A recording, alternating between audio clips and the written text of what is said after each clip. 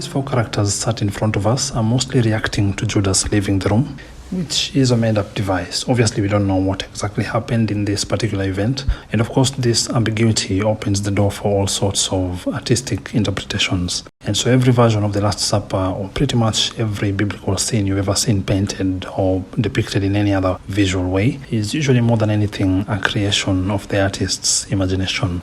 This freedom also allows us to transcend the constraints of time and space. And so in my case, for instance, I've painted Jesus and his disciples as Africans and Asians, whereas in Poussin's example, everyone was French. Similarly, in Leonardo's example, every model was Italian, and in Joel Riel's example, everybody was Australian.